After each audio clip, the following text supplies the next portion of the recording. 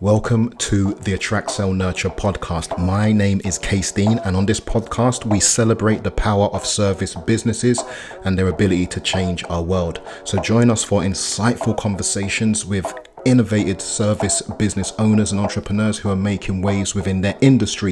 We are going to delve into their experiences, their triumphs, their challenges, their inspirations, their motivations, and the difference that they are making in the lives of the people that they care about the most. So whether you're a business owner yourself or passionate about making an impact, this podcast is for you.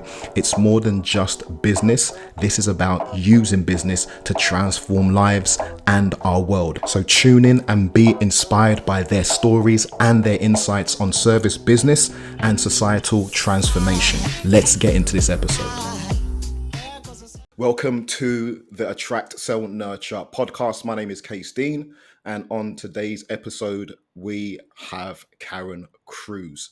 I might go into full fanboy at the moment. I should have another t-shirt made. I'm Karen's biggest fan, Yay! undisputed, absolutely undisputed. So let me give you a bit of information. First of all, introduce Karen. So Karen is the founder and chief executive of an award-winning social enterprise called Flourish Minds Limited. And Flourish Minds specializes in coaching young people to their very best socially and emotionally. Now, after being written off at school and realizing in later life just how much potential she possessed, Karen decided to use coaching to support children and young people to tap into their brilliance. She started Flourish Minds alone just before lockdown in January 2020. Feels a lot longer than that, to be fair. Yeah, it And does. and has grown the company to a place where they now have 12 coaches, her own PA, a strong board of directors, and Flourish Minds has been awarded nearly £90,000 in grants to coach children and young people since 2020. Now, I know a lot of this, and in interest of full disclosure, I've been working with Karen since what, 2020? No, before Probably, that? yeah. Yeah, Well, around that time. you created our website, so yeah.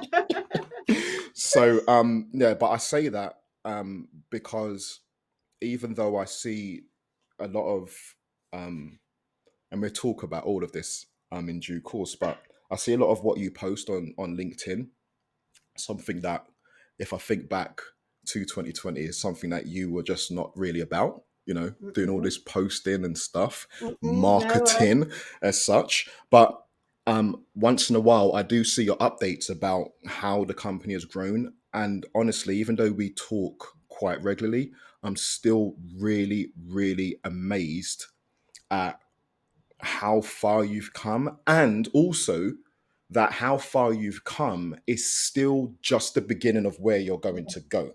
yeah.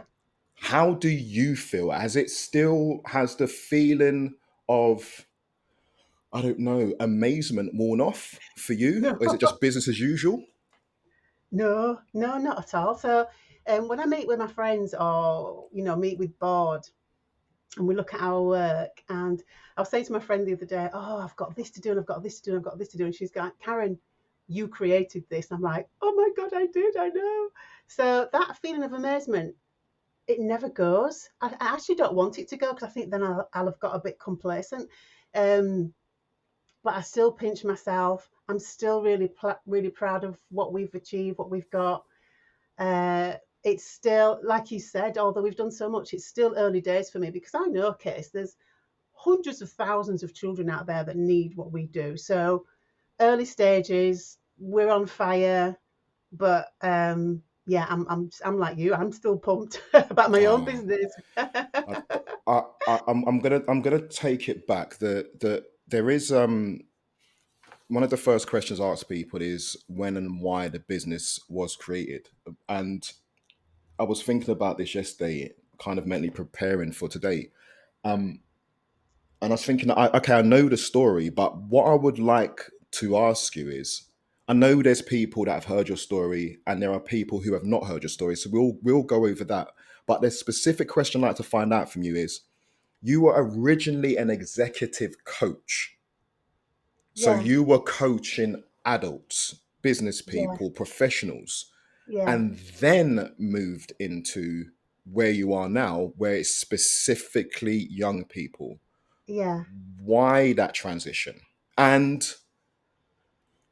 did you ever have the thought about doing coaching for young people before you got into coaching for adults? No.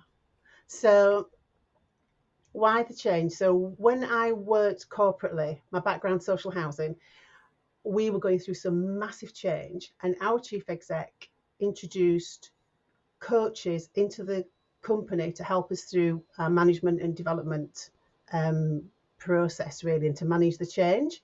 And we all got a coach as senior managers, and I fell in love with coaching. I was like, this stuff is like magic.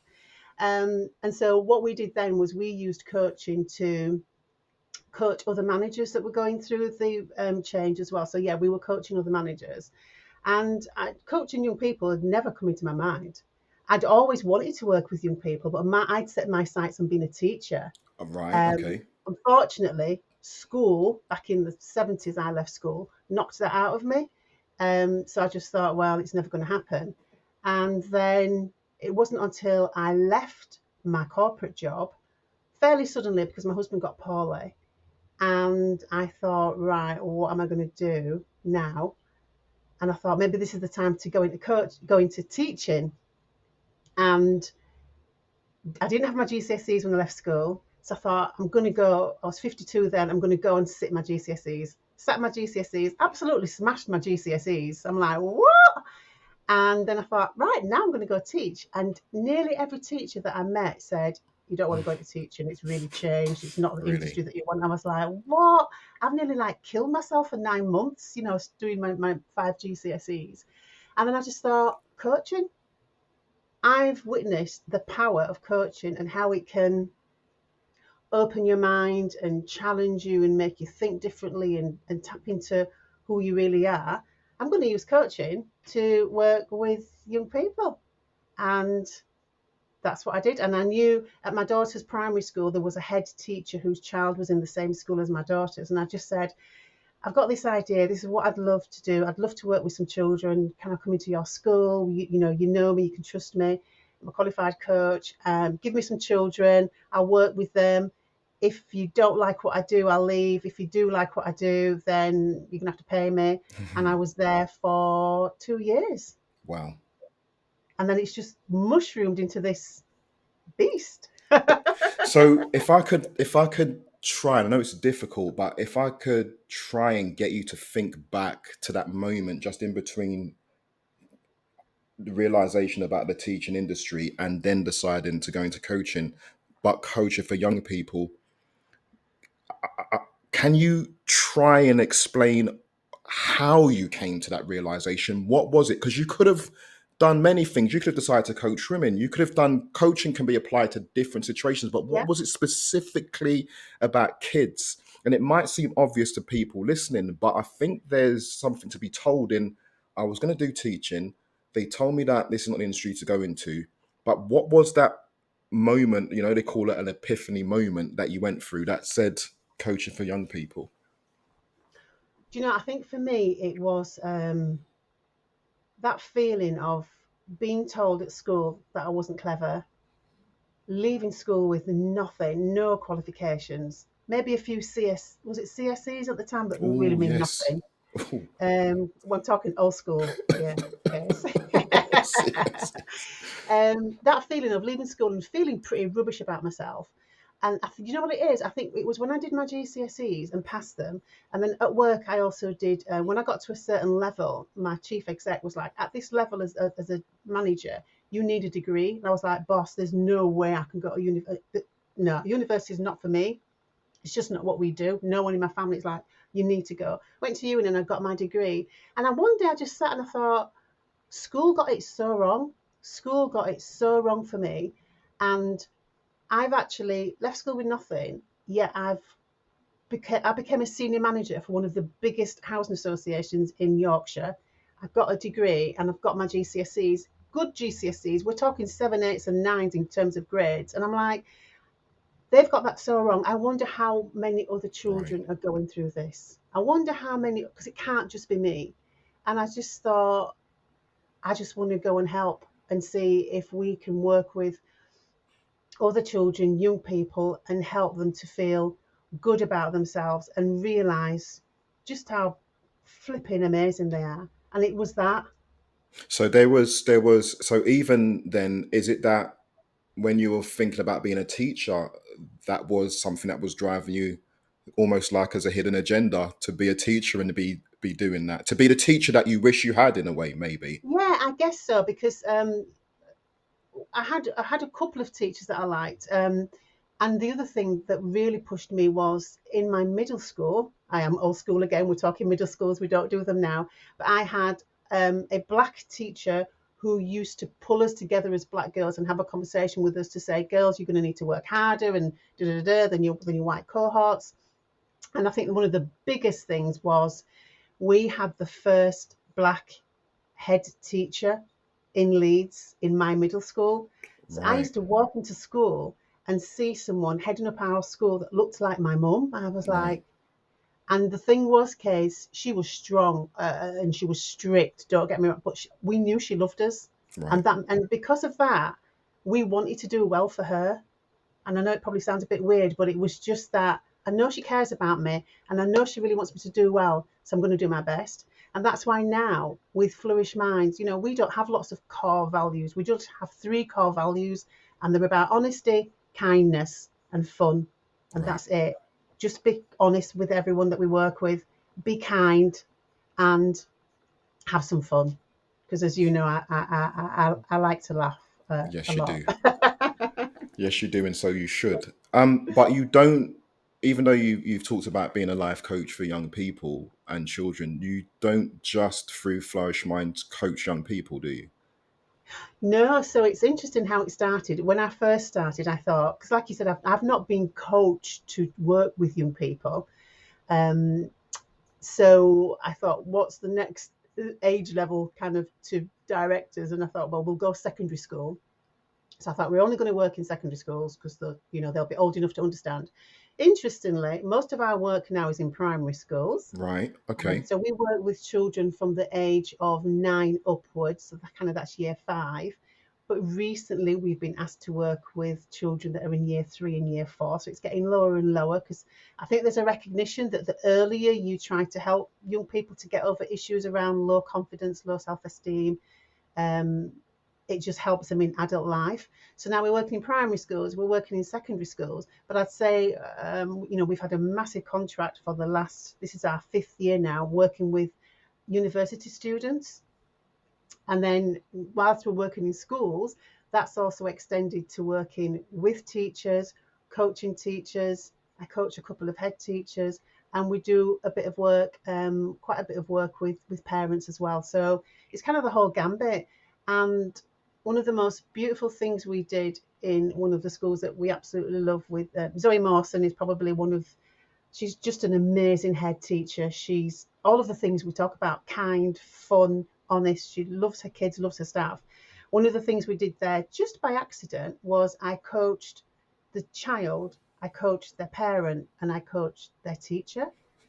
And that child came on in absolute leaps and bounds because they were getting similar messages from wherever they turned, whether that was school, whether it was at home, whether it was with me. So that's kind of a model that we're looking at expanding. But yeah, so it's expanded from age 7, 8 up to there is no limit.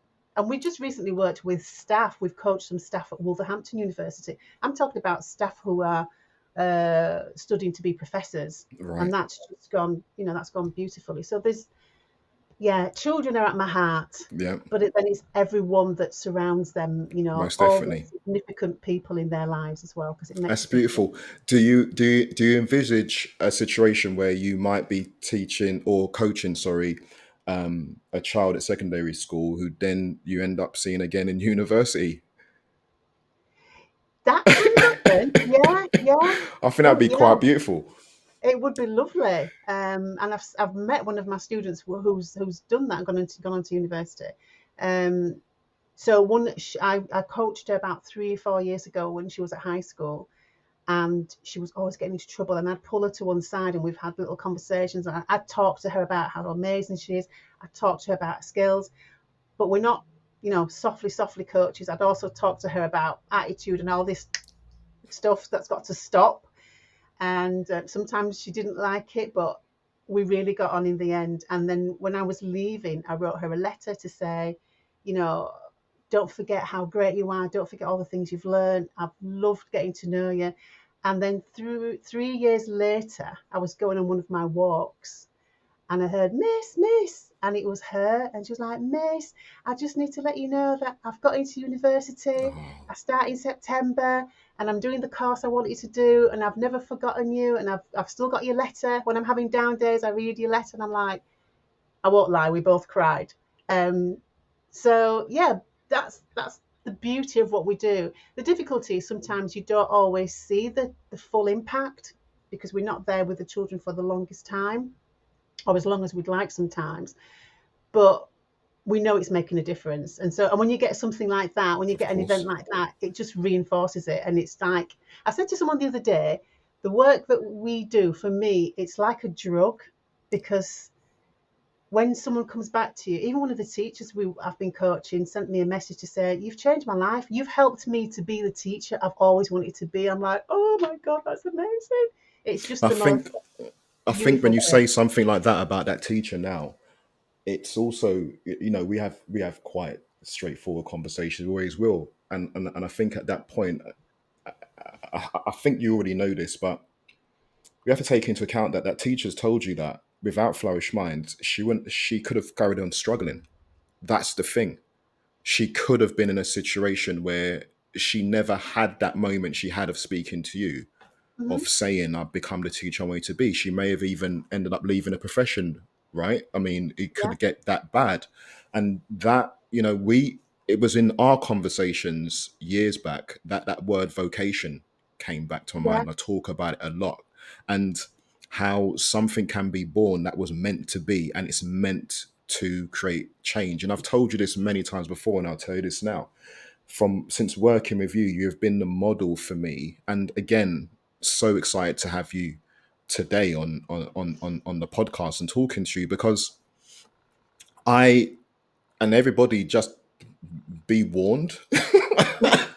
Take stock of the fact that when I'm speaking to prospects, I am measuring them against you.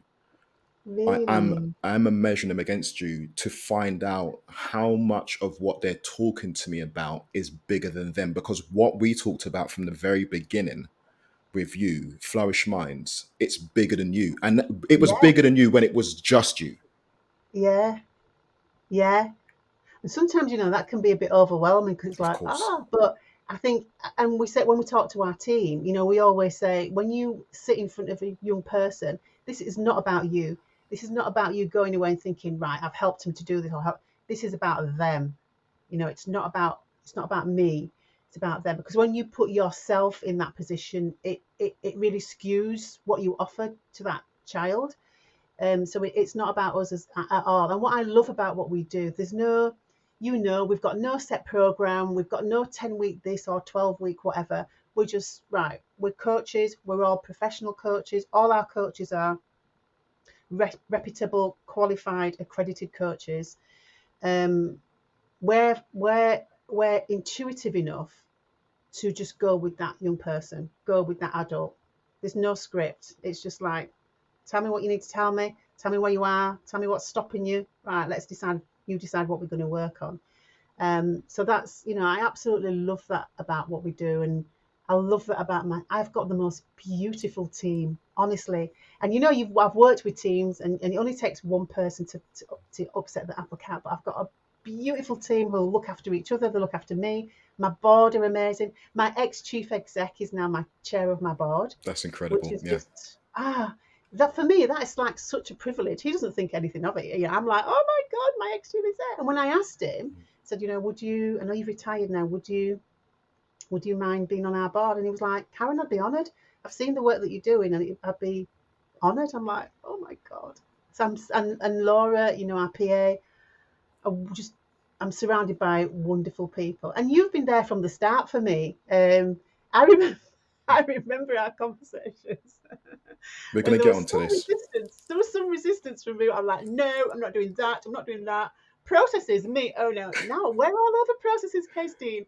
It's like, oh, if Case could see me now, he'd be like, all right. But you've got to be ready, haven't you? Of It's got course to you be do. the right time. Of course And you I do. don't think I knew what processes I needed, but now I do.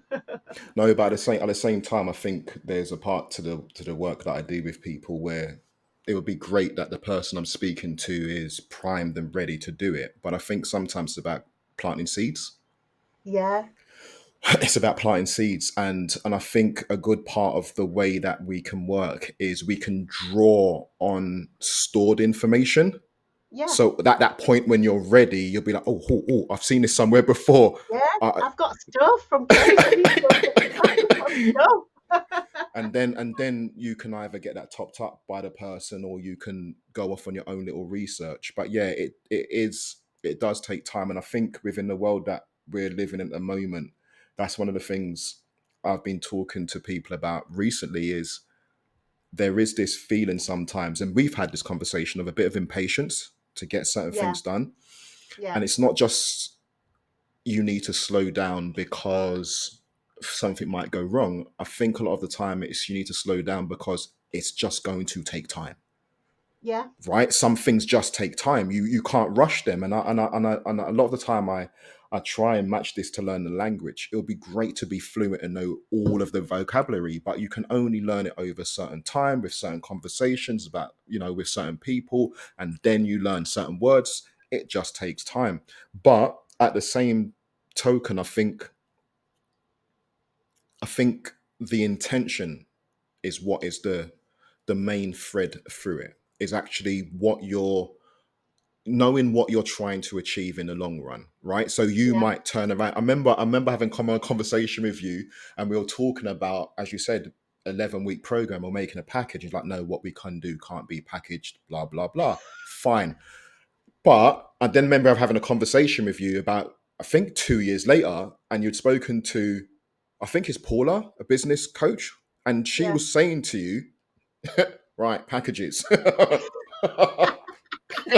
Yeah, and I did have a moment of like a little bit of an evil laughter inside. Tried to get away from it, did you? Found me in someone else telling you exactly the same Yeah, thing.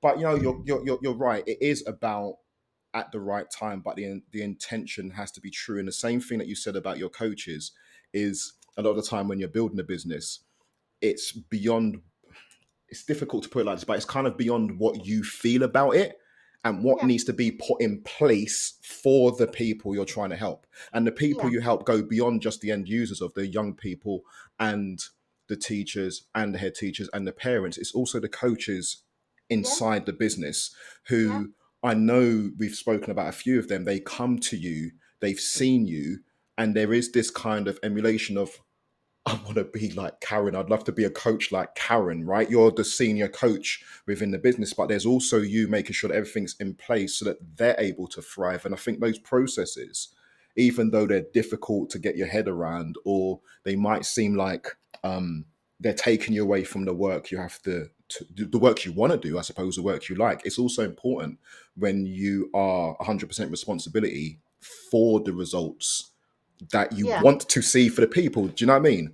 yeah. It's interesting what you say though, because one of the lovely things about our coaches is that none of them are like me, and some of them are in some respects, in some parts of what they do, some of them are better than me.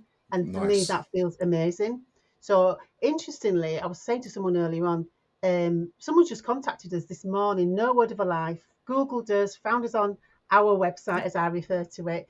And what she wants to do, she's a teacher, deputy head, and she wants to look at coaching teachers, leadership teams.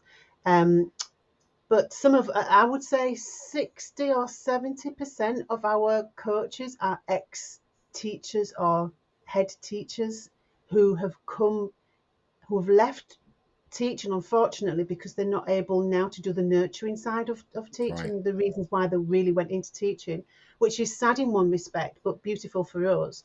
Um, but yeah, so a lot of them have got more experience with young people than I have, which is Got it. great. And a lot of them like working in primary and doing all the arty stuff, which that's not me. I like working with the older kids, so I can be a little bit more strict and a little bit more me. So, well, yeah, I've got coaches who, in some respects, are much better than me, and I'm really good with that. I'm really good with that. But the thing you said about processes, so for me, we could grow massively. If I was to tell you the amount of people that contact us through the website, anyway, through LinkedIn, we could grow hugely. But for me now, my real focus is on getting that foundation right. And I remember you talking to me about foundations. I'm like, let me just go out there and coach. And you were like, you need to get the foundations right. You need processes. I'm like, shut up, Case. But now I'm like, sorry, Case, you were right. Um, but now, we've got a real focus on what our policies look like, what our procedures look like, training for the team. Because ultimately, I'm not going to be here forever. The No. plan is, my exit plan is within the next 5 years. I'm not CEO of the company. I might still Right. be involved in some respects. And also because we've got coaches, down south, we've got coaches in Kent, in Peterborough, up here in Yorkshire. I am not able to be there to look and see what everyone's doing. So I don't even want clones of Karen. I just want clones of this is how we do it at Flourish Minds. Right. So I might not do it like Karen, but you're going to get as much impact, Right. kind of that. Because Yeah. an issue. I remember us talking about the fact that it was just you, and you're making such a massive impact that there was that worry at a point that when you were putting your first coach into a school and it was not you, the school was like, "We doing? Trying to palm me off for somebody else for? We want you, right?" Yeah, yeah, we want you. And then, interestingly, we had a board meeting this week, but the last board meeting, 3 months or so ago, we had the delivery. I presented the delivery program, and it was like, so this school delivered by Karen Cruz, this school Karen Cruz, this school, and they went, hang on a minute, why? Why are you doing all this? And I'm like, and then this board meeting, they were like, how amazing! This school, not Karen Cruz, not Karen Cruz, not Karen Cruz, Interesting. not Oh, Karen Cruz. So I'm nice. doing a minimum amount of the coaching. But it is that trust thing, getting the right people to work with us. I even said to this woman today who contacted us, not everybody and anybody can work with Flourish Minds. And that's not an egotistical No. thing. We've got to be very careful about who we put in front of people's precious children. And there are some coaches out there who don't have a clue.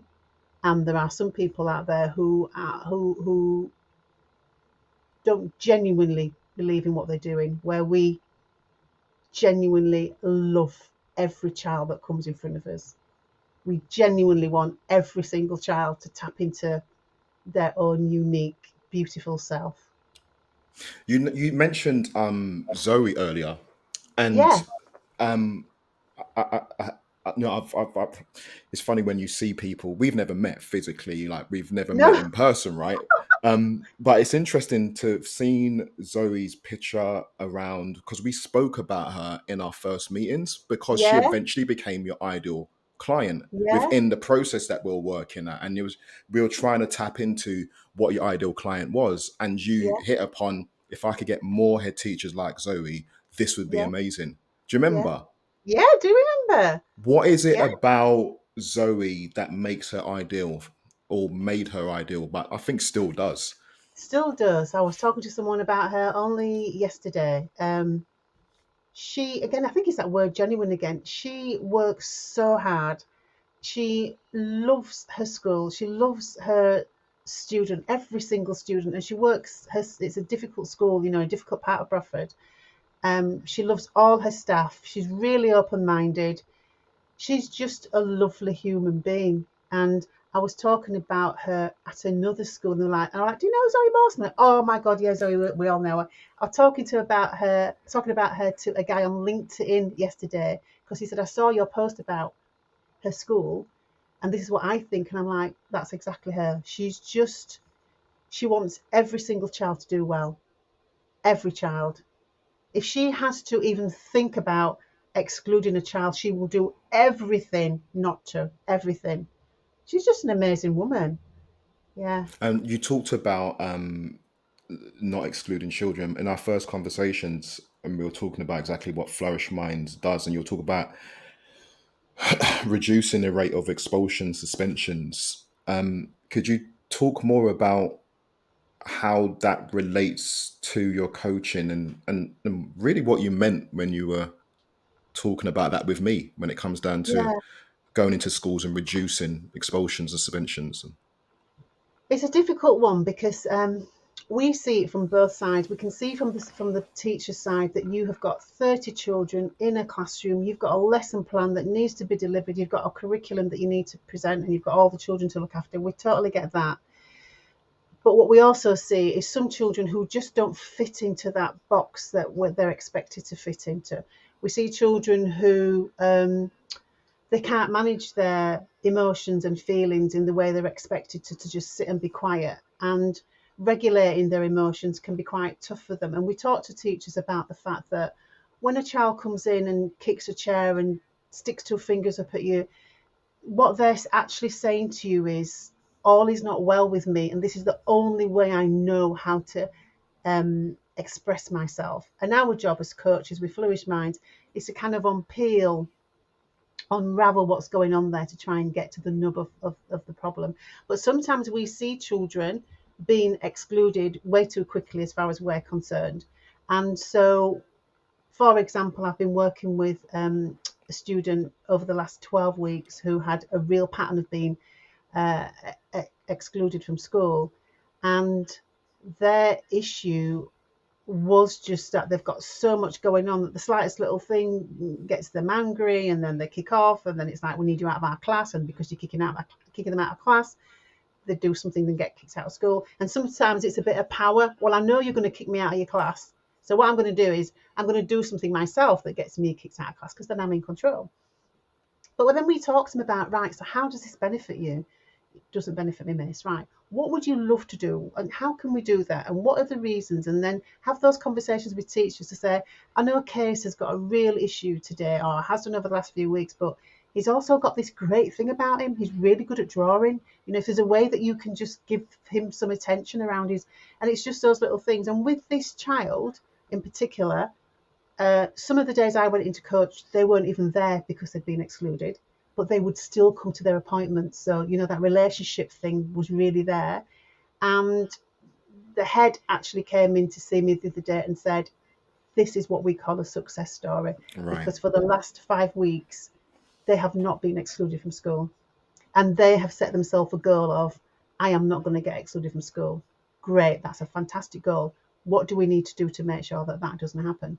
So for us, it's about keeping the kids in there. And because every time they miss 2 or 3 days, that's education that they're missing out on. And the more that happens, the more education they miss out on, the more they feel behind, the more their self-esteem gets knocked. And it's just a vicious circle. So we want to try and stop that. If I'm honest, I think most schools want to. They just don't have the time and the skill, and some don't have the will, if I'm really honest. Whereas we're lucky because we're working with one child on a one-to-one, and we can really get underneath what's going on for them. She's an amazing plumber as well. So when she's been excluded, she works with a dad who's a plumber. So my girl can plumb anything. I'm like, girl, you can plumb. I told you about my washing machine that was broken down the other day. She was like, what you need to do is blah, blah, blah, blah, blah. I'm like, yeah. I told our plumber, and he's like, yeah, she's right. I'm like, wow. So it's just trying to stem that flow. And of course, we see a disproportionate rate of exclusions for our black kids, and we want to turn that around as well. So yeah, there's a lot of work to do.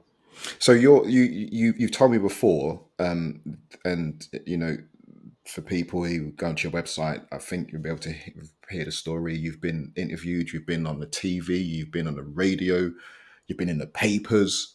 So it might be common knowledge, but you're from a place in Leeds called Chapel Town. Yeah. And Chapel Town at the time, how do you explain that area? Its composition? Was it a middle class? Is it working class? Is it poor area? What kind of area is it when you were growing up?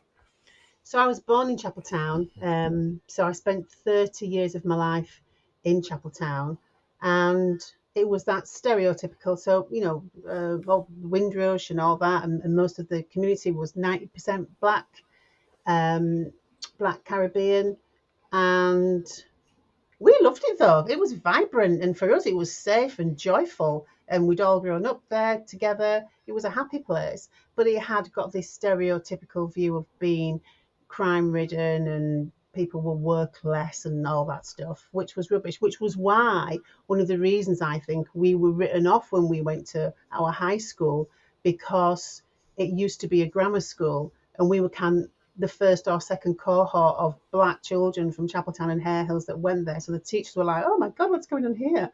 And kind of didn't really know how to get the best out of us. So they already had very limiting views about what we could achieve and what we should achieve. Right. And yeah, some of us got held down, um, but lots of us have broken through that. Chapeltown is still there, vibrant, very multi-racial community.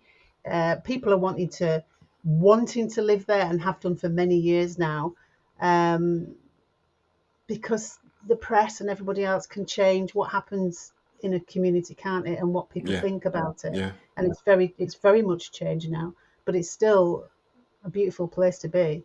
And I learned lots of things being there, how to be savvy, how to get on with people, how to look after yourself, but also it was one of the safest places for us to walk around in at 2 or 3 o'clock in the morning. Yeah. But I do think that outside of that, if you just mentioned you were from Chapeltown, you could see people were like, whereas that's not the case anymore. Right. But it did affect some of us when we were there back in the 60s. Well, and the reason why I'm asking that at that point is because when you talk about expulsions and you're talking about being written off, this is definitely something you've talked about experiencing, seeing, being around when you're at school, right? This kid can't be bothered. There was definitely no delving into the psyche or the emotions of the child, right? Or what could be happening. There was just no care about that. What I want to find out from you with your experience today is, do you find a change in schools around that, or is that kind of thing still happening where kids are just literally being, especially because of their race or their background, kind of written off? I think it's got better, but it still happens.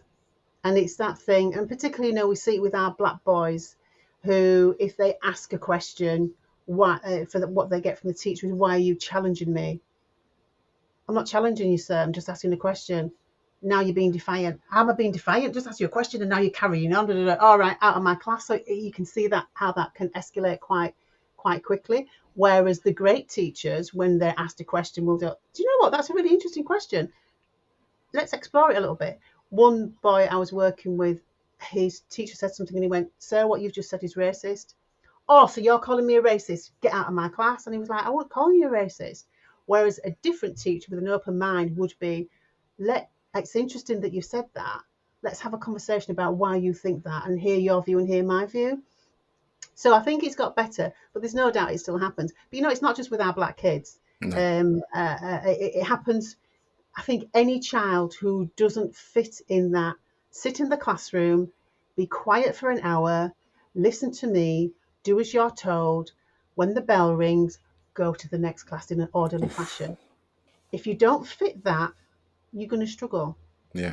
And a lot of it, and I'm not teacher bashing, but teachers are being asked to do all sorts of things. Work with children who have special educational needs, work with children who've got challenging behaviour, all the pressures of Ofsted, who can come in and just call a school inadequate. What a name to give to any establishment, particular school, that you are inadequate. And the repercussions of that are really, really bad Yeah. for the school. You'll have It's been heard in of the it. news recently. Yeah. Yeah. Yeah, who she took her own life after her school went from excellent to inadequate. So it's tough for the teachers out there. And I think that's why we're making such an impact, because we can go in as an ally for the child. We're independent. We're not mum, dad, teacher. So we can go in and be like, Kase, we're on your side. We get it. We understand it. But we're also an ally for the school. So there is that, that communication between us and the school, us both working to help that child. So we work with, there'll be some schools, I've not met them yet, but I'm sure there'll be some schools who think what we do is all blue sky, fluffy stuff, nonsense. But I've not been into a school yet that have not wanted us and understand what it is we want to do, and how and love the way we do it. And I've not come across, when people talk about competitors, I've not come across yet any other company that does what we do In the the way that way you that do it. we do it. Yeah. No, not yet. So And I don't think that will happen either. I was just having a conversation yesterday with brother's interview about USP, and the you being you, especially you being the seed of Flourish Minds. And there are mechanisms and there are techniques, but it's the soul and the passion that yeah, comes from within the person. It's not just methodically doing something. That's our time over. There's something exactly. else that's coming out. So I don't, and that's where I think competition becomes irrelevant when you do tap into who you are, what your business is authentically and genuinely. Competition becomes irrelevant. It's not about competition. The same way you've talked about the plumber, I'm always talking about a plumber is a plumber is a plumber. But when something goes wrong, if if you already have a good plumber, it's not really about the pipes. It's about them. Yeah. There's something about them coming into your home, and you always want that person, even though another plumber could technically do the same job. There's something about that person. So I think competition is irrelevant. But anyway, my question to you right now is: do you consider yourself a business owner or entrepreneur?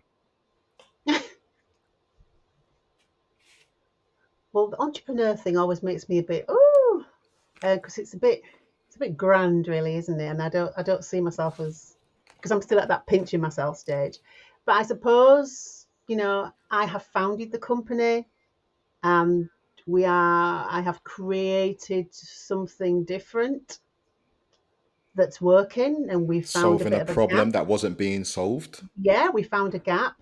So I assume that makes me an entrepreneur, but I'm also, it's my business, so I guess I'm a business owner. But I just like to think of that, we're just a creative, growing organisation that's doing great stuff in the world, underpinned by genuine compassion and wanting to see children excel. So I don't know if I've just created my own type of business model, but Why that's not? what I see. That's what I see.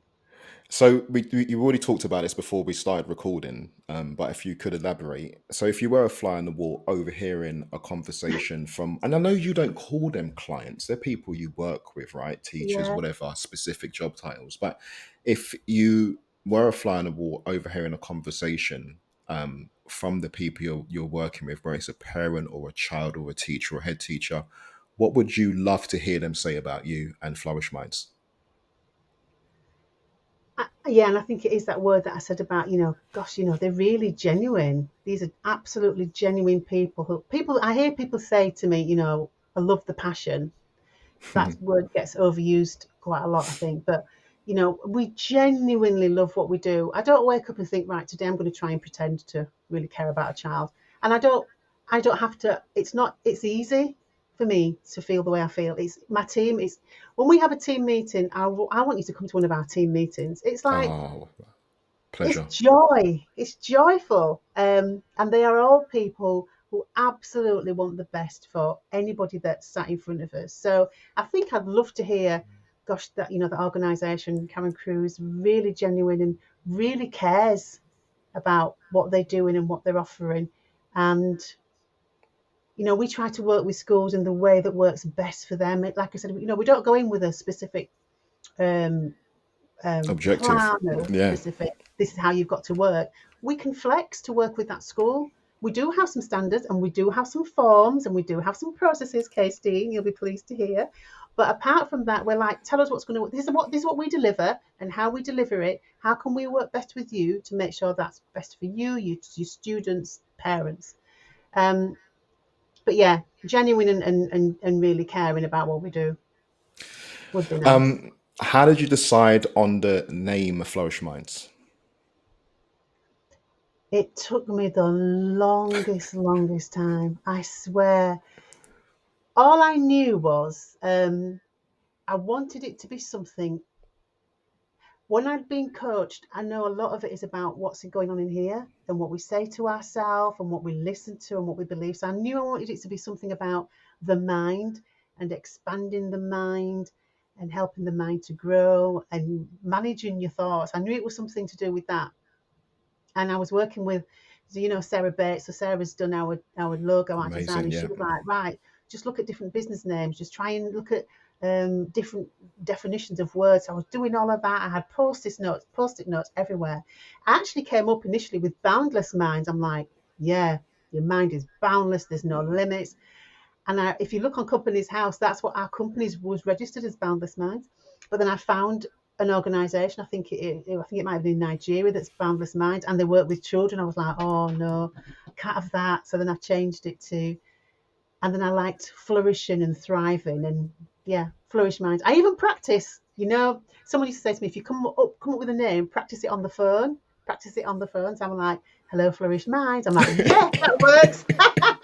uh, yeah, it really does work. It really does work. And I think you've talked to me about some of the feedback you've got about the website, and I think it starts from the name and then the content and then meeting you, and the name all makes sense. Yeah, yeah.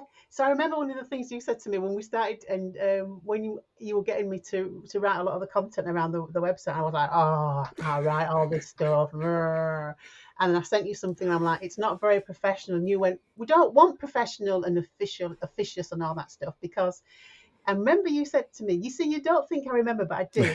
You said to me, when people go onto your website and they see official, and then they meet you, they're going to be like, these two things don't go together. So I'm like, okay, I'm going to write like me.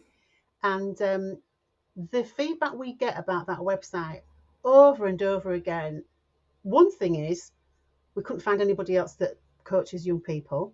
I'm like, oh, okay, cool. But that it's warm, that it makes them feel good, that it's easy to get around. Because a lot of the times when parents come to us, for example, privately and said, I'd love you to work with my child, and we have a conversation, I said, do you know what? Take your child around the website and let them see me and let them see what we do. And they're like, the children love it. They get it. They're not trying to navigate all over the place. Easy to get to, easy to understand. You look at the website and you know what we do. Um, so yeah, the warmth, and it's vibrant, and that's where Sarah came in with the logo and the colours, like, because I'm Very a well, I'm a yeah. bit of a pink dude, as you could, I like pink and red, and she was like this bright orange and black and red. I'm like, oh yeah, that's us. So I can't even remember what your question was. You talk about colors, but we've even got on the website. We even used an image that you gave me, which was of a bush which got orange Flowers in flowers my garden. from your garden. Yeah, yeah, Yeah, flowers in my garden, bright orange blossoms, my favourite plant. Yeah. So it all kind of just came together, and I think it is that thing about really thinking about what you want to do and why you want to do it and what's behind it all, and we are driven. My business is driven by my life story, yeah. and I'm not sure you can get much more genuine than that. Well, they call it Um, scratching your own itch a lot of the time, and a lot okay. of a lot of amazing businesses have been built off the fact that the founder was solving a problem they had, and Yeah, you solving a problem that you had from way back, yeah, but it's still been ticking along in your brain, and now you're helping make sure that no kids don't go through what you went through. yeah, You know, they don't have yeah, to be saying things along the lines of, "Oh, I'll get past this horrible time and maybe I'll do my GCSEs in the future." It's let's try and make the most of what we've got today. Let's try and make the most of what's absolutely. coming to you presently.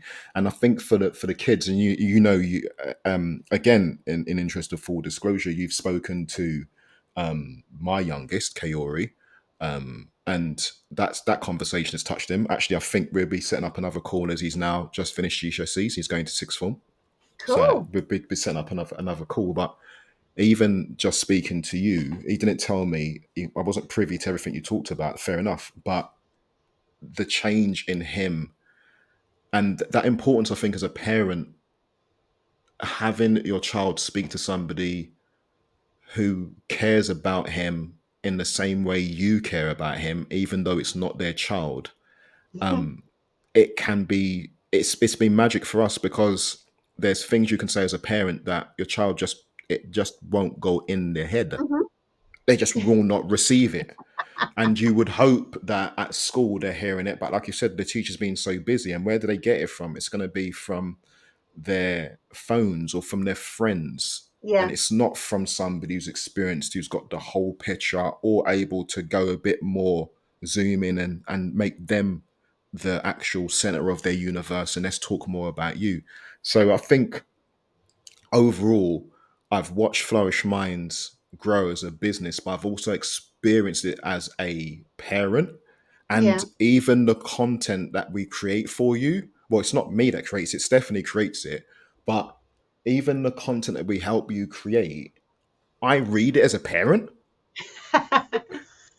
I read it like normally I get the stuff and I just there I go, put it on a website, publish. But I read it through and I sent it through to Helen. I said, you've got to read this one about the exams. You've got to read this one about what we're doing this summer. And it's so enriching. And also off the back of how impactful Flourish Minds has been in the world, Stephanie, our content editor and content writer, was inspired by working on the website on content for Flourish Minds over like a couple of years that she then went on to study to become a coach and qualified as a coach. Love it. That just blows my mind up until tomorrow. And I've I never ever remember, met no, her. and I remember the email when she said, I've never met her, but I remember the email that she says to me she's actually studying for her coaching qualification off the back of doing this content for Flourish Minds, being so inspired. I'm like, what are you talking about? Yeah, it's happening in February. Oh, I'm qualified. Like, what? Karen, you can't believe how much of an impact you've had. Okay, Oh, can you share a challenge you faced while building Flourish Minds and how you overcame it?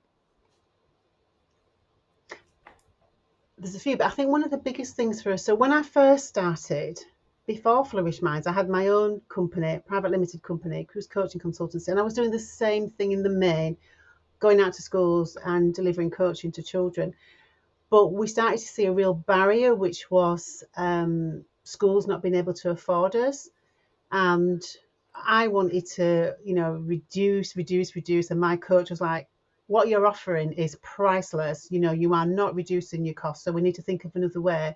And then I didn't want money to come in the way of us not working with children. We still do. I coach a child now when I do it for free, just to give a little bit back. So we do all of that. But ultimately, we want the business to grow. And I used to be one of those people that goes, I don't need to make a lot of money. I just need to be comfortable. And now I'm like, that is just absolute nonsense. We want to make as much money as possible because the more money we You're make, did right. you tell me this as well? The I more did. money we make, the The more more people you can children help. we can Yeah, help. most definitely. Um, what was your question? Just about the challenge that you faced and Yeah, so we overcame it. didn't want money to get in the way. So I spoke to a friend of mine who knows everything about businesses and how they're all set up. And we went through all the different business models, being a charity, being a this, being a that. Didn't want to be a charity because it just kind of, I felt it was a bit too restrictive because I still like to be able to do my own thing, but in a managed way. And he talked to me about social enterprise. I was like, oh, and the fact that becoming a social enterprise with certain conditions in your like articles of memorandum and the way you set up means that you can apply for some public money. And I'm like, well, what does that mean? Well, you can apply for the money when you get it. As far as the school's concerned, you go in there for free, but I get paid and my coaches get paid. And I'm like, I like that a lot. Nice. So we decided to kind of pivot from being a private limited company to being a social enterprise, which allowed us to apply for, and like you said at the beginning, being quite successful in getting lots of bids. Um, so that was a challenge because I came back to my office and sat here and thought, oh man, this isn't going to work, and money's going to get in the way, and I can't do it for free, and you Hmm. get all that, you get a bit overwhelmed with it. But then when we found this new way, that was just a real magical eye opener for us. And don't get me wrong, applying for bids is hard work. We've got a consultant that works with us. We call her our bid detective now Is because that is that Josie? Josie, so Josie Yeah, Armitage. Armitage. Yeah. So she just scours the earth looking for bids for us. I'm like, yeah. And when you win them, And it's an that's an actual job. Somebody looking out yeah, like yeah, looking for bids for a company is an yeah. actual It's job. an actual job. Ask Josie, it's a big job. But why I think we've been so successful? Because we don't just go for any bid. We don't just go for the money. And it's back to that thing about being genuine, knowing what we can deliver and we can deliver well. So we only go for bids that we know genuinely one we want to do and we can do well. And I think the funders see that. So a very quick, interesting story. One of the bids, first of all, the first bid we ever won was with Zoe School. So that was like, wow. But one of the bids we won, I actually contacted the funder and invited him to one of the celebrations that we had at the school where we'd use the fund. And now we're actually doing some work together. He's developed this digital platform. You might like it actually, and we're looking at doing some work together. So Amazing. yeah, it was just flexing. And it is that thing, isn't it, sometimes that you've just got to sit back and go, right, this isn't working. This is not taking me anywhere near my goals and what I want to achieve. I'm going to have to do something else. I scare it. I didn't even know what a social enterprise was. Mm-hmm. But I'm like, I'm gonna have one of them. I didn't even know how to start a business, but I'm like, I'm gonna start one. And I think So that's the, well, it may not be true for you, but definitely for myself, the coach that I've had in the past has had a big impact on my business. We talk about we're in the business of solving problems, right? Whatever that might be. So it's almost like looking for problems. But I also think there's a mindset shift, like the question behind the challenge you face and how you've overcome it. The challenge wasn't even really for you per se. The schools couldn't afford you. And yeah, that's why I get back to intention. The schools couldn't afford you. And rather than it be, okay, let's change our model so we can make enough money to survive and pay ourselves, it's how do we do this so it's a win for both us and for the schools? yeah, And that intention led you to seek out, find, and get the answer, which actually ends up being, I suppose, a bit like destiny. This is what you're supposed to be. But it's that exactly. approach to the challenge that I think Yeah, yeah, is the you're most absolutely right. Because important. what I could easily have gone back to just executive coaching, could have done that, made loads of money. But it really wouldn't have hit the spot for me in terms of the purpose behind why we're doing what we're doing. And I know this does sound cheesy, but I feel I was put on this earth to do this. I remember I Vocation. was talking to my husband the other day and saying, when I was younger, I used to say to my mum, I haven't got a talent. People can sing, they can do this, blah, blah, blah. And she used to say to me, Karen, your talent is you can get on with people, you can speak to people, you're approachable. I'm like, Mum, that's not a talent. She's like, trust me, it's a talent. And now I wish she was here to see that I just spend all my day talking and engaging with young people and head teachers. We just got into another school last week. I went to see them, Congrats. talked about what we do, how we do it, what we offer, what we cost. I'm not scared of talking about our cost and what we charge. And yesterday they got back in touch and said, we want you to start in September. I'm like, Wicked. fabulous. Yeah. So, how do you measure business growth and or your personal growth beyond revenue? Just take revenue out of it. How do you content yourself? How do you confirm that your business is growing and nothing to do with revenue? What is it that you look for? What is it that you see? What is it that you feel? Well, we do. One of the things I mentioned in my board, I've got an amazing board. Steve Close makes chief exec. Jackie Claxton Rudder, her background is working with children with complex needs for the local authority, and we've got an amazing accountant. So we do a lot of reflection, and especially they take, because sometimes I'm like, oh, this hasn't worked well, and they're like, Karen, look at where you started. Just look at where you started. So, quite a lot of reflection in terms of where we were and where we are now. I think one of the things for us that's really telling is we are less dependent on bids. We are less Nice. dependent on. So we've been, for example, Zoe's school, we've been in there for nearly 3 years now. And then Zoe, word of mouth, and Zoe has got us into, other schools within that trust. And then other schools have contacted us. We've just got into the cooperative trust. We're in 2 schools in there, and it's just that word of mouth. But it's the repeat work. So we're getting schools asking back for us and asking back for us and asking back for us. We've just finished in one school and they're like, just hang on, we might want you back in September, but we just need to check our budgets. So we've gone from schools can't afford us to going there with a bid. The work comes to an end and they're like, we need We you have to to come find a back. way. Yeah. Somehow we Yeah. have to get you back. Brilliant. I think for me that speaks volumes.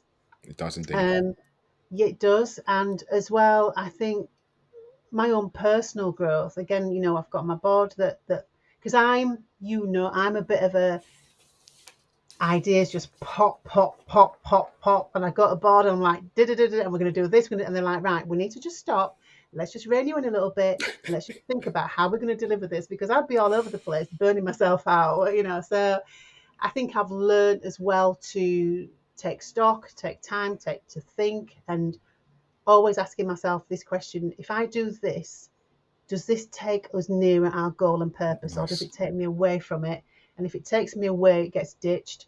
And if it takes me nearer, then it gets planned. So I'm learning, and I'm learning to, the delegation thing, the thing where at one time all 90% of the delivery of our work was Karen Cruz. Now it's about 10%. Wow, what a turnaround. No, massive turnaround. And I know what I'm really, really good at, apart from the coaching, is bringing business in. I know that I need to free up my time to be a bit more strategic so I can go out there and talk to those schools and go, this is what we do.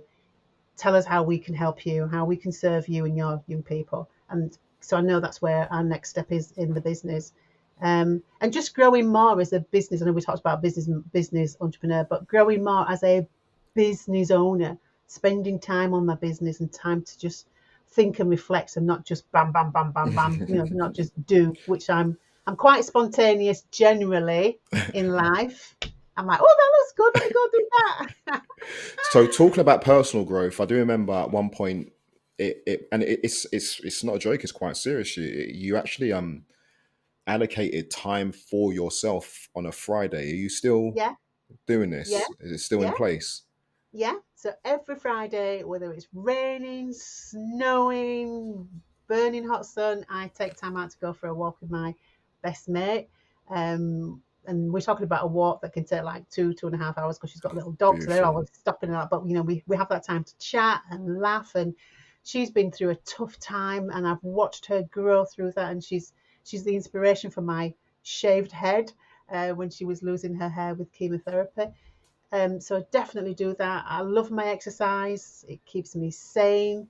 So I have a couple of sessions of in the gym minimum every single week. So yeah, definitely take time out. And I like to just Yeah. chill with my daughter and my You hubby. you Watch deserve it. some TV. Say that again. You deserve it. I know. Thank you. You do Well, we deserve it, do and this thing.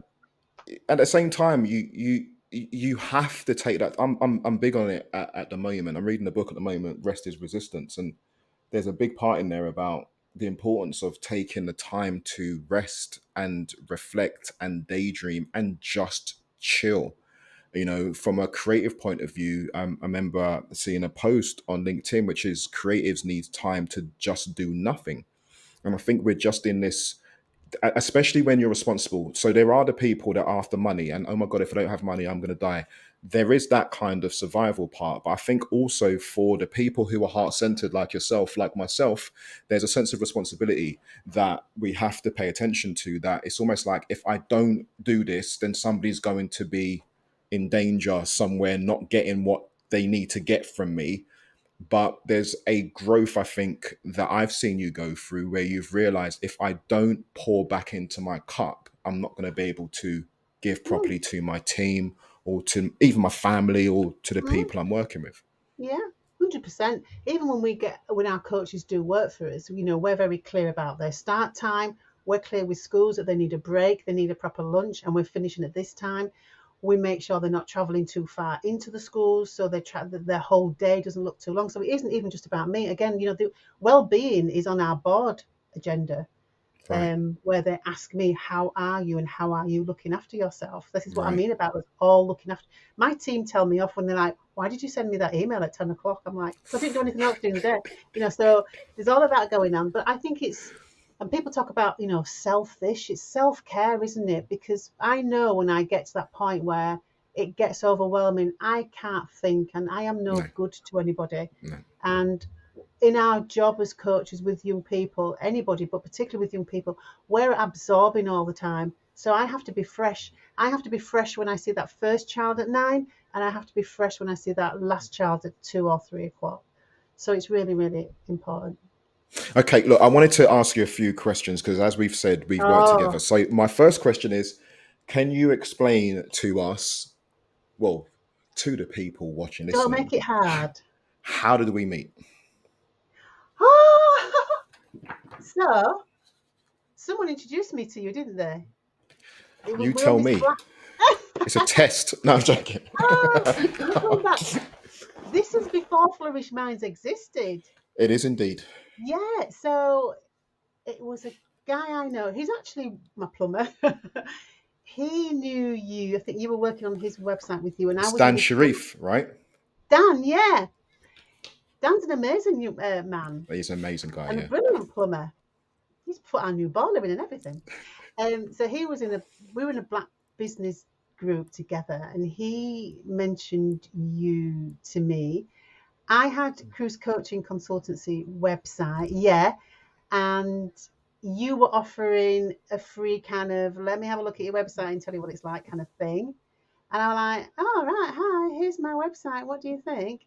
Expecting a one-liner about oh, it needs this, this, and this, and it's going to cost blandy, blandy, bland. And I didn't get that. I got this detailed thing about, well, this could be this, and why is that there, and what are you planning to do, and da da da. And I'm like, oh, this is like value. And then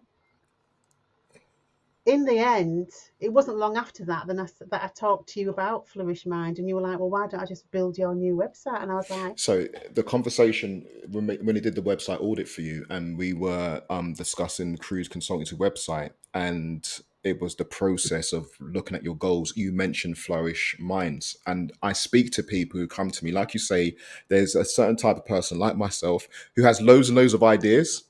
We could do this, we could do that, and then we could do that, and this could be added to that, and then that could be that. And my conversation with you at that time, my question to you at the time was if you could only do one of these businesses, because for what we do going forward, we're only going to be able yeah, to focus on one as a project. We can do the other one afterwards, but we can't work on both of these businesses at the same time. So which business do you want to work on? And you kind of thought about it, kind of ummed and ahed a little bit, and then Flourish Minds. And I remember at the time, I was like, because I knew that that was an idea. It wasn't actually a business. I was actually thought you were going to put that to the side and say, let's just go with the thing that makes loads and loads of money. Let's make loads and loads of more. But it was Flourish Minds. Now, how would you describe the problem you had that I ended up helping you resolve?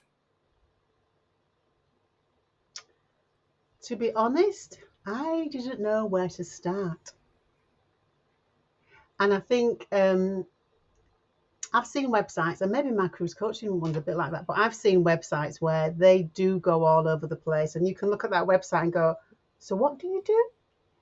And again, I know I've apologised already before, but I'm apologising again because what was I think what became quite apparent to me was that we talk about that genuine word again, isn't it? But you really cared about what we were doing. So it wasn't like, blam, I can do you this, da, da, da, here's your website, see ya. You like invested yourself in the organization. It was almost like you stood in the company and said, so this is what you want to do. So I knew I wanted to work with children. I knew I wanted people to be able to come to the website and be clear about what we did. But I also knew I didn't just want it to be, because you used to say to me, I can make you a pretty little website that don't do nothing. But we wanted it to be much more than that, that Most people definitely. could contact us, that people knew that they were going to get contacted back. Everyone that comes through our website gets a response from me, because of the way we set that up. So it was just understanding I needed a website that really worked for us, that didn't just look nice, but and also I think that thing that you said about almost giving stuff away on the website, so people can go on there and learn stuff. They don't even have to come to me if they don't want to. And it's a website of value, I Yeah. think. It's a website that gives value and just works for us. It's like it is a shop window, but it's more than a shop window. You can go to that shop window and you can pick things up for free, and you can contact the owner for free, and you can get stuff. And then when we did the circle of control, people are still downloading the Yep. circle of control Yep. right now.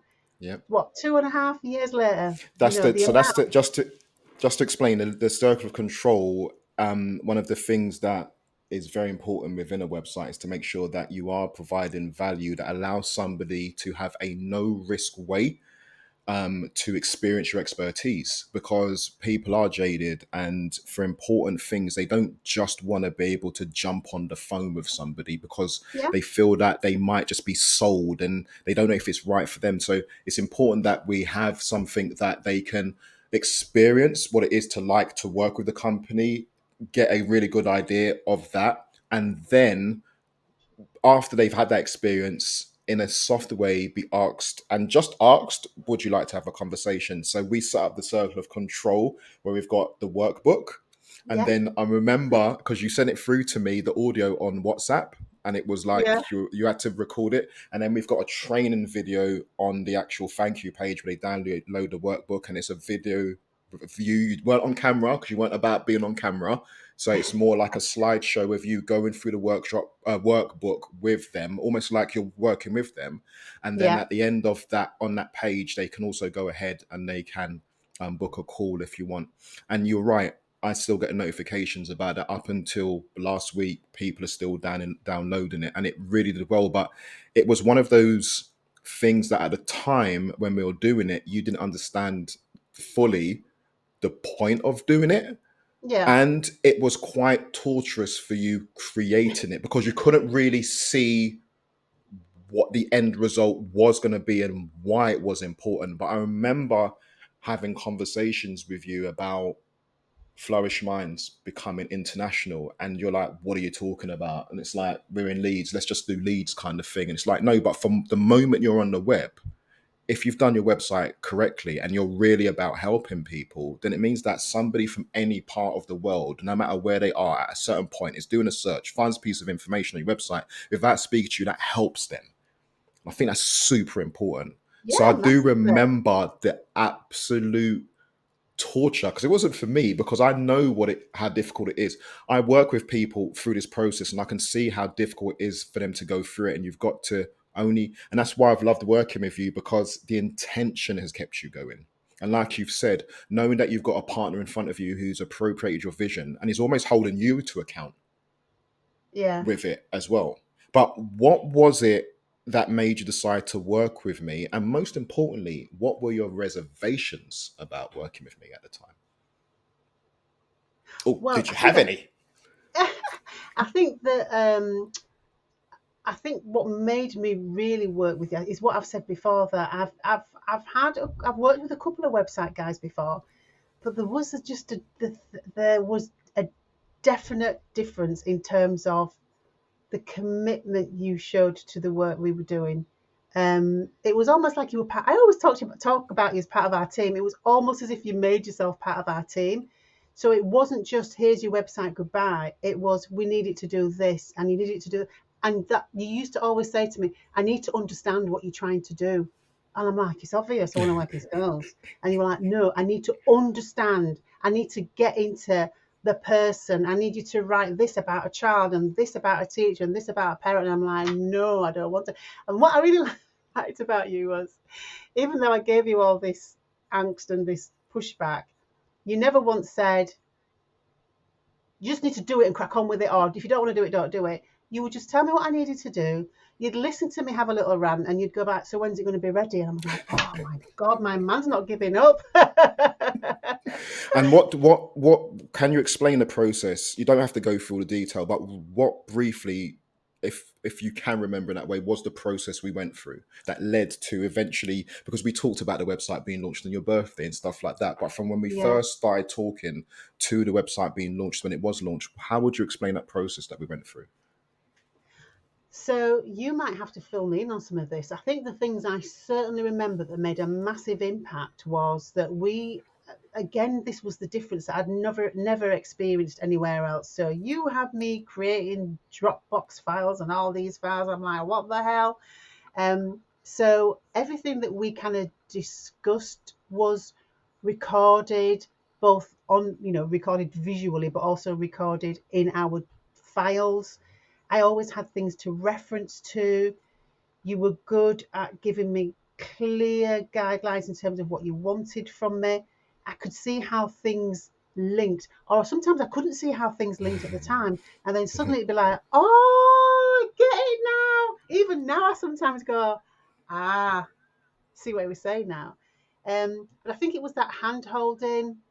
I think it was those regular consultation meetings. Um, it was just, I never felt on my own. And remember, it was just me, wasn't it? I didn't have Yeah, any other yeah. coaches. I didn't No, have a board. I no, didn't have no. anybody. And I've started this business and I have no idea. Because people like And, saying to me, what's a social enterprise? I'm like, I don't really know. But so it was all of that. It was the being on the journey with me, like you proper cared about it. And that regular meeting being recorded, that accountability, it was all of that.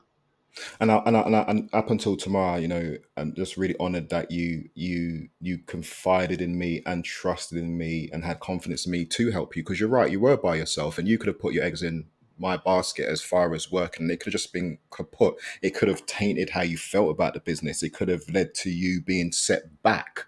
So I will always appreciate the fact that you had that confidence in me. But when did you feel, can you remember a moment when you knew the process was working, what we were going through, where it's like it was just like the first time when you just realized, oh shit, how it this is happening? Was it the launch of the website? Was it tapping into the ideal client? What was it? I think, although I found some of that work, as the word you used, torturous, um, I did. I'm like, oh man, he's giving me more stuff to do. But really thinking about, if it's a head teacher, what do they look like? Because there are some head teachers that I don't want to work with, That's what I was you going to know. ask you earlier. Yeah. Um, so it was really understanding that and what they look like, what they do, what is it about them? How do I find all these other Zoes? And then it was the other thing was it was the launch of the website. So you would give me little snippets of the website. I'm like, ooh! And then when I saw it, it wasn't just your bland normal website. And then the way how we did all the sections separately, but then when you put it all together, it was like, oh, there's just this beautiful flow, and it was like, oh, it's easy to find. And there was that. And the circle of control blew me away because I remember doing the talking, thinking, oh my God, my voice sounds boring and dry, and I don't want to do this. I don't want to. Why can't I just write it? And you were like, no, I need to hear you talk it. I'm like, God, my man is so demanding. There was all of that going on in my head. But then when that came together, and then when I'm showing it to my mates, they're like, oh, this is amazing. I'm downloading it. I'm downloading it. So it was just all those, it was just how it was like this jigsaw Yeah. with the bits just like fitting together by themselves. I was just like Yeah. sat watching it, and it was just an amazing thing. And I think it was that thing of just not being left alone, and how you helped me to make it affordable, because we weren't getting any money into the company then, and there was that real trust element between us, Yeah. because I'd never met you Yeah. before from No. Adam. I didn't, No. I don't know Kase Dean, who is this guy? And that trust and your knowledge, that was the other thing. Like, we even used it, like, we got my PA to contact you the other day, and she'd been struggling over this thing for days, not hours, days. And I went, ring Case.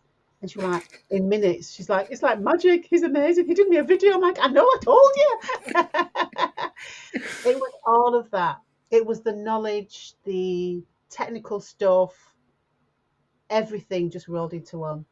Oh, And your appreciated. Now, personality as well, because we'd have our own little coaching sessions as well, wouldn't we? Because for you would sure. like drop little gems of, you need to understand why you're doing, because of, you need to not let anyone stop you, not let this get in your way. So there was all that kind of bit of a mindset stuff going on as well, which for a coach, coaches hate being coached, but coach just drops little things in. So it was all of that. I couldn't have asked for I couldn't have asked for any more. And you did odd, like when I had a problem with my email, I'm like, I'm gonna have to ring Case, and you were just like, yeah, patience. Although I know I'm Appreciated. sure at times you got impatient with me because I'm so technically Yeah. inept. Well, yeah, but yeah, but at the same token, when I get a message from you just recently, talk to me about, yeah, I need to talk to you about Chat GPT. It's like, what? What? Who is this? Who is this woman? Who Where's this? Karen? Do you remember when I know I mentioned it earlier. Do you remember when we discussed FM being international? What international interest has FM Flourish Minds received since your website has launched? So we were coaching. I was coaching a child in Canada. I coached a child for a while in the Netherlands. I've got a link with someone in. She's in Japan, wanting to do a bit of work with us. I've got a lady who's in. She's in Spain, and she's wanting to connect with us. But we were coaching children all over the place. It was like, what on earth? Like my daughter would come up and I go, sorry, I'm just coaching a young girl in Canada. She's like, Canada, mum. I'm like, yeah. So we did get, we have got links all across the world. And as I said, we're not just in Yorkshire here in terms of physically what we do. We're down south. Um, Someone said to me today, this lady that I was talking to, so what's your plan? I'm like, world domination. Those Yeah, words just come out of my mouth like yeah, and that's not me being egotistical. There are no limits to what we can do in terms of helping children excel. None. And thank God for Zoom and Teams and all that stuff. for sure. There's no doubt that we are better face to face, particularly when it's with young children. But there's no limits to what we can do. And I If we think that's the beauty. can't touch the child, we can touch the teachers and the parents who can touch the child, so we can teach them what we do. But yeah, it's limitless, and I think you've definitely helped us with that, no doubt. that for me has always been the beauty of what I do, is the fact that the technology, the internet, affords us the ability to help people with no barrier of distance. And Yeah, also, you can be asleep, you can be on holiday, but if your website, your online business is done correctly, that person is going to do the search, come to your website, get something they never had before, and feel some way towards solving whatever issue they're going through. I just yeah, find that beautiful. And it I is. remember talking to you about international, and it was just like, let's just slow it down. It's like, no, once your website's online, you're international, duh. But when I heard you tell me from the Netherlands and then Japan, because that's the furthest, right? Japan, it's just like, Yeah, what? Just yeah. even I was surprised, but at the same token, that's the beauty of it. Okay, I've got two more questions for you, then I'll let you go and be a superhero. How would you describe the work that I do to your friends or colleagues? How would you describe what I do? I think I would say that you. I can't even say that you um, create websites, because I think that's just limiting what you do. I think it's about getting into your business and getting to your business head and helping you to strategically think about what you want to do. And what you're also good at, I think, is picking out whether people are serious about what they want to do or not serious. And if you're not serious, then you need to kind of go somewhere else or have another thing. But Definitely, if you're serious about what you want to do, then Case is the guy. And of course, he can build you a great website, but it's the technical stuff that you have. It's that technical knowledge that you have about, and it's a broad knowledge. It's not just I can build you. I can build you a website. I've had that. But from you, you get I can build you a website that works for your business. But I want to know your business. I want to know what you want to achieve, and I want to know who you are. We spent a bit of time talking about me and what I wanted out of the world and all that kind of stuff, definitely, didn't we? I'm like, definitely. I just want a website. I don't need to tell you what I want to earn and what I want to do with my money. If you had £1 million in your bank, what would you do with it? Just build me a website. So I think it is that strategic, business, compassion, technical package that you'll get to help you to get where you want to be with your company. Absolutely beautiful. Thank you so much. Okay, look, you've got your bonus question. Like I said to you already, you're the Oh, first person. I asked normally somebody to pick the number between 1 and 18, and you gave me that before we even started. So I know that your number that you picked is 18. So here's your question. I'm If scared. you could if you could instantly become an expert in a new in a new skill that would benefit your business, what skill would that be and why? Oh, a new skill that Yeah, would benefit my instantly an business. expert. Instantly. Instantly an expert at really understanding what makes a school tick. Really Wow. a skill of, right, this school is amazing for this reason, and I've totally get it and know, and then being able to use that to go, right, people, this is what you need to do. Government, I know you don't know what you're doing at the moment, but just give me £1 million, £2 million, you won't even notice it. But I'm telling you that the impact we'll make because of this skill and knowledge I have, we're going to make a huge difference to you people.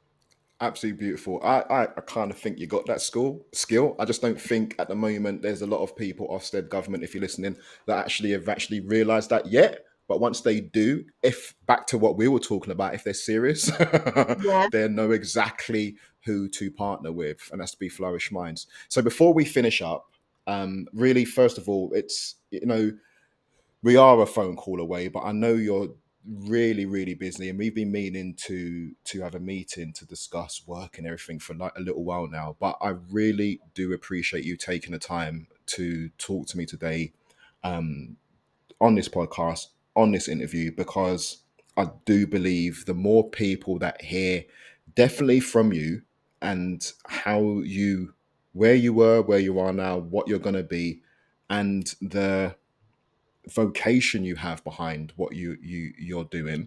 I think the more people that hear these kind of stories, the more they'll be inspired and motivated to either start or continue what they're doing. Because at the time, with everything that's going on, it can be difficult sometimes to make that choice between sorting myself out, looking yeah, after myself and paying my bills, and also doing this thing that I know can help other people. It yeah. can be very difficult, to actually have that kind of heart head situation going on. But you, for me, have been, it's not, and I think that's the most important thing to note, because you can talk about Flourish Minds and it can sound kind of easy. It hasn't been easy. It has not been easy. And there have been moments, even though you've got an attitude, which obviously is from your upbringing, as you've pointed out, to the way that you tackle certain problems with a no one's going to stop me, you tell me no, I'm going to find a way kind of attitude. But at the same token, it's been very, over the years, I tell you all the time, you're an inspiration to me.